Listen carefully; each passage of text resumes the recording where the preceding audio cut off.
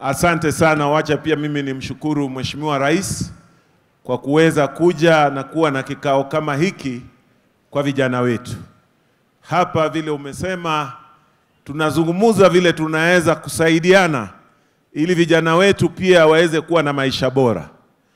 Na kitu ya kwanza mimi nitasema kama kule Busia tayari sisi tulianza ile mikakati pale mbeleni ya kusema kwamba ikiwa tutakuwa na vijana wetu wale wamekuwa trained kupitia ile vocational training centers zetu, kitu kingine ambayo tulikuwa tumeongeza katika ile curriculum ni ile mambo ya entrepreneurship, kwamba unaweza fundishwa jinsi ile ujuzi wako unaweza utumia kuanzisha biashara.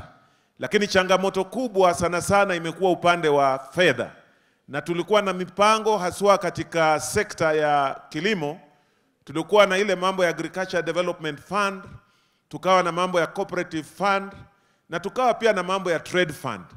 Lakini nimeona sasa vile hii nyota inakuja na kuleta opportunities, ikiwa sasa pia sisi tuta-align zile funds ili ziweze kuwa available kwa vijana wetu.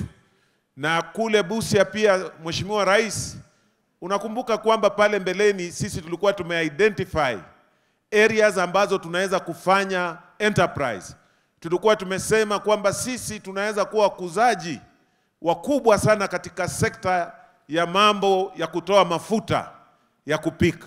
Tukasema pia tunaweza fufua pamba na kurudisha ile textile industries vile Kikomi zilikuwa hapa mbeleni. Na tumesaidika kidogo kwa sababu tayari kuna kiwanda tunatengeneza kule inaitwa County Aggregation Park. Na hiyo maana yake kubwa ni kwamba vile World Bank walikuwa wanasema hapa kwamba vijana wetu wanafaa waekwe pamoja kwa hii waweze kupata soko kwa ile makazi ambayo hii pesa wamepewa, so that asikuja afanye kitu na labda hana soko. So ile itasaidia vijana wetu kuweza kupata soko. Na upande wa kusema kwamba ni vipi kinua mgongo ingine, nitakubaliana na watu wa Busia kwamba tunaweza tu kupata ushuru kama umepata faida. So kwa mwanzo pia sisi tutafutilia mbali mambo ya kutoza wale vijana wamepata nyota ushuru. Sio, tunaelewana? Hiyo tutadili nayo wakati tutakuwa tumeanza kupata faida. Sasa ile mtakuwa sasa mko chumd, mko na mangondo. Hapo sasa ndio tutaongea, si ndio? Before hiyo hapana. Hiyo miaka 2 tutaweza kusaidiana nanyi. So nilikuwa tunajaribu kuhimiza pia zile mikakati ambazo tunazo ambazo zitasaidiana na nyota.